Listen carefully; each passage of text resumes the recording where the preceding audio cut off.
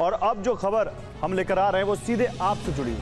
आने वाले वक्त में गोल्ड की कीमतों में भारी गिरावट आ सकती है, यह दावा अमेरिका के गोल्ड मार्केट एक्सपर्ट्स ने किया है। नमस्कार, आप देख रहे हैं गोल्ड न्यूज अपडेट। आज की सबसे बड़ी खबर, डोनाल्ड ट्रंप के टैरिफ ऐलान के बाद अंतर्राष्ट्रीय बाजारों में हलचल।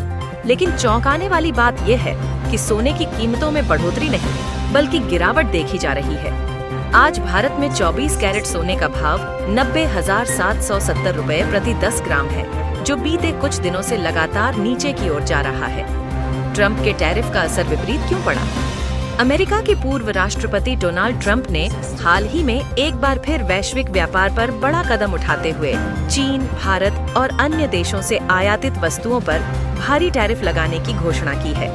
आमतौर पर ऐसा माना जाता है कि जब वैश्विक बाजारों में तनाव होता है तो सोने की मांग बढ़ती है, क्योंकि लोग इसे एक सेफ हेवन मानते हैं। लेकिन इस बार हुआ है इसका उल्टा। क्यों? क्योंकि बाजार में यह धारणा बन रही है कि अमेरिका की अर्थव्यवस्था मजबूत बनी रहेगी, डॉलर में मजबूती आएगी और केंद्रीय बैंक ब्याज दरें स्थिर रखेगा। इस वजह से निवेशक फिलहाल सोने की जगह इक्विटी और डॉलर जैसे एसेट्स में निवेश कर रहे हैं। आज का रेट और हाल की गिरावट, आज यानी अप्रैल 2025 को सोने की कीमत 90,770 रुपये प्रति 10 ग्राम दर्ज की गई है। बीते हफ्ते तक यही रेट 94,500 रुपये प्रति 10 ग्राम तक था, यानी कुछ ही दिनों में 1,700 रुपये प्रति 10 ग्राम की गिरावट आई है। मुंबई, दिल्ली, बेंगलुरु, अहमदाबाद जैसे प्रमुख शहरों में ये गिरावट समान रूप से दर्ज की गई है। चांदी की कीमतों में भी मामूली गिरावट देखी गई है।